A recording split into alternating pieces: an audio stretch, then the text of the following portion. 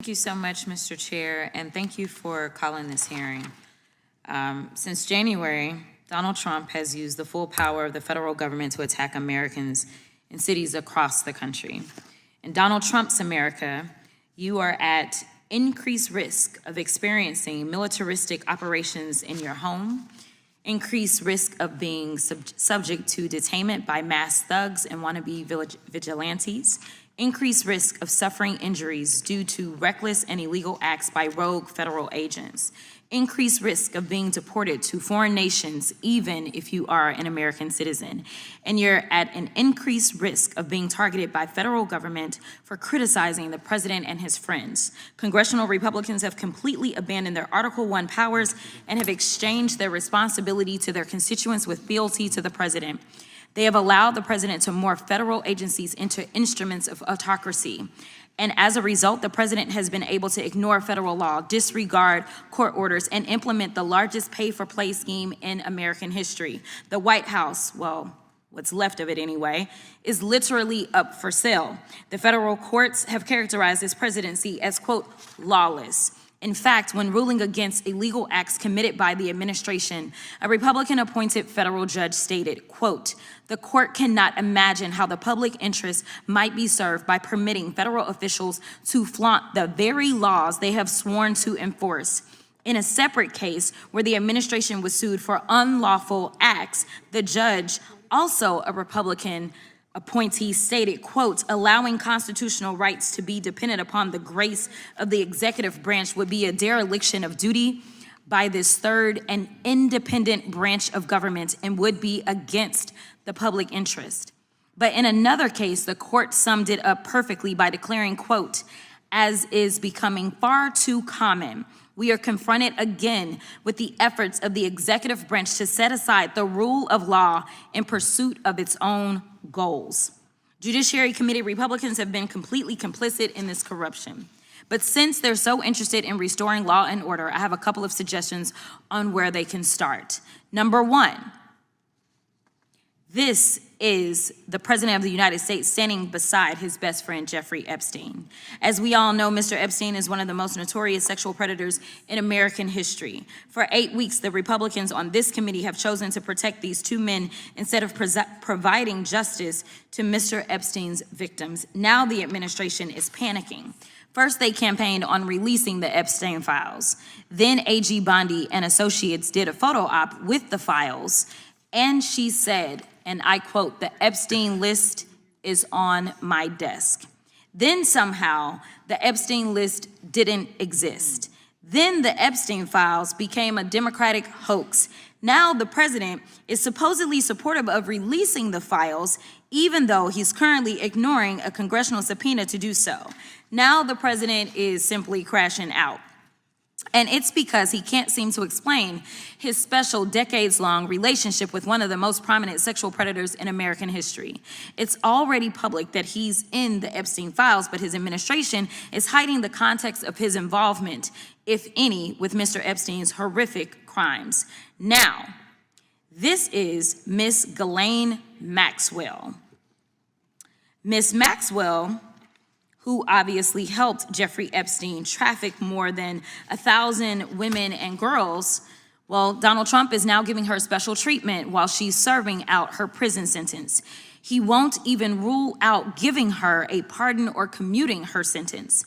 I don't need to explain why pardoning sex traffickers wouldn't be restoring law and order.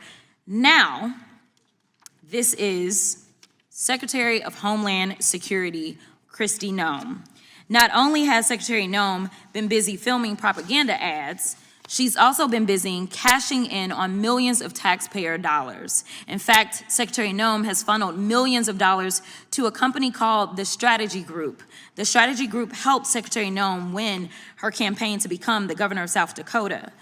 Corey Lewandowski, her top policy advisor, has worked with the firm. And the company's CEO is married to Secretary Noem's chief spokesperson, Mrs. Tricia McLaughlin. This is what corruption looks like. They're stealing money from the American people's pockets and depositing it into their bank accounts. Now we move on to yet somebody else. This is the so-called border czar, Tom Homan. Mr. Homan is on tape accepting $50,000 in cash bribes stuffed in a brown paper bag from an undercover FBI agent. Apparently, Mr. Homan accepted these bribes in exchange for awarding federal contracts to his friends. Trump's Department of Justice killed the investigation into Mr. Homan's crimes, and congressional Republicans didn't say a mumbling word. Lastly, this is insurrectionist and Nazi sympathizer Ed Martin. It appears that Mr. Martin is functioning as the Associate Deputy Attorney General, Pardon Attorney, Director of the Fake Weaponization Working Group, and Special Attorney for Mortgage Fraud. All that means is that Mr. Martin is Trump's lapdog, whom the president sends to initiate lawsuits against the president's perceived political opponents. This is what we call organized crime. They're breaking the law, often by stealing taxpayer dollars, covering up their crimes by ending and obstructing investigations, then prosecuting people who call out their unlawful behavior. And while the Republicans are encouraging this corruption, they're abandoning actual victims of violent crime and ignoring the Republican-led state's 21st century murder crisis. In September's appropriation markup, congressional Republicans proposed reducing the FBI staff by thousands of positions and underfunding the agency by more than $1 billion. They've proposed slashing resources from the ATF. They've proposed cutting grants for juvenile justice programs and hate crimes and eliminating the community violence intervention and prevention grants. They're literally defunding the police. So no matter what they say at today's hearing, congressional Republicans have proven that they are not investing in keeping American communities safe from violent crime. Mr. Chairman, I yield back. If we've learned anything this year is that congressional Republicans are more interested in serving Donald Trump than they are in serving their constituents. Over the past 10 months, they have given away permanent tax cuts to the wealthiest people on earth, demolished half of the White House, pardoned violent insurrectionists, significantly driven up cost of living across the country, and then given themselves a taxpayer-funded 8-week vacation, all so that they could delay as long as possible Congress voting to release the Epstein Files. And now they're trying to gaslight you into believing that you should trust them on crime policy. They want you to believe that living in a police state is a good or normal thing. They want you to be okay with having armed soldiers and federal agents monitor you as you shop for groceries or take your children to school. They want you to think that you won't be affected, but we've already seen Americans detained, arrested, injured, and some nearly killed because of this administration's reckless approach to handling crime. And they're doing all of this without acknowledging the fact that Republican-led states are experiencing a murder and crime and violent crime crisis, and they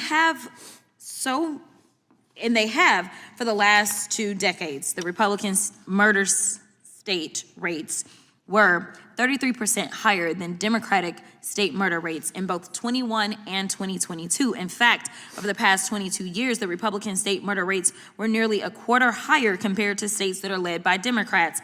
Even when you remove Democratic cities and counties from the Republican states' data, their murder rate is still nearly a quarter higher than states run by Democrats. Ms. Levine, how long have you studied crime? You're going to have me show my age. Is that nice? It doesn't show on your face, honey. That's all that matters. Let's just say about 3 decades. Okay, very good. So would you agree that factors like poverty, lax gun laws, and a lack of public services can lead to higher crime rates? Yes, I agree with that. According to the Census Bureau, states with the highest poverty rates are disproportionately Republican governed and often have laxer gun laws and less public services. Wouldn't you agree that these factors are likely why Republican-led states have higher murder rates than Democratic states? I would. In fact, I would like to lift up some research from one of our faculty members, Dr. Robert Apel. He recently conducted a study looking at the relationship between levels and quality of public assistance and crime, and found that there is the relationship in the expected direction. That is, lower public assistance, more crime, more recidivism. Thank you so much for that.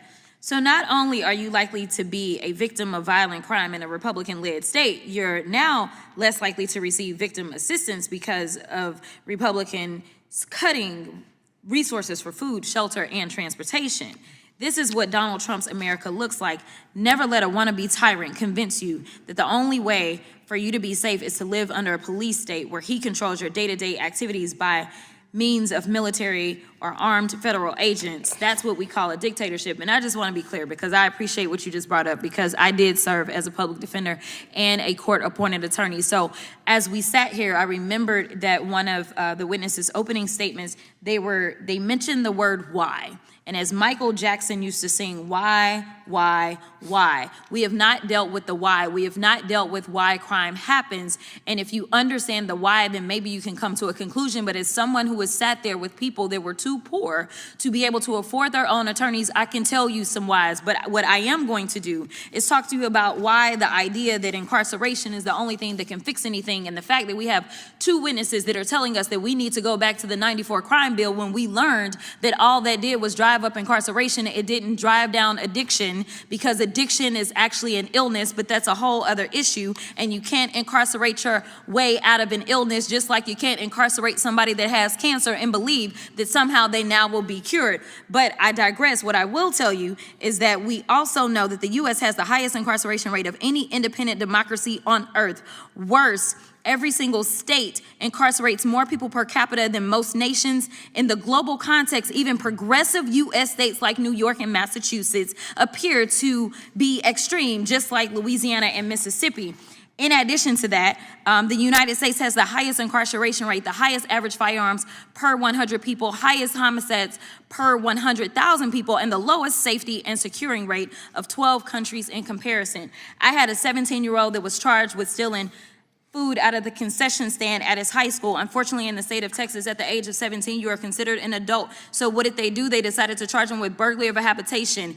He had an attorney that was not me when he went through this. They put him on felony probation. Ultimately, they revoked his probation because he was too poor to show up to his actual probation officer, as his mom was the one who was required to take off work so that she could take him in. I'm gonna wrap up, but this is really important for people to understand. At the end of the day, they ended up giving my kid the maximum punishment for less than $20 worth of candy that he stole out of the concession stand. Ultimately, I told them that it was a mistake to send him to prison. When he went to prison, he learned how to be a criminal. That's where he learned how to cook meth. The next time that I saw him, it was because he had committed a real crime. Ultimately, all that did was harm our communities. And I will be clear, this was a poor young man, but he was not black. So, and this was in rural Texas. Time has this expired. was East Texas. So I want to be smart about what we do with crime, and I want to make sure that we are putting our money in smart places. Thank you so much for being kind.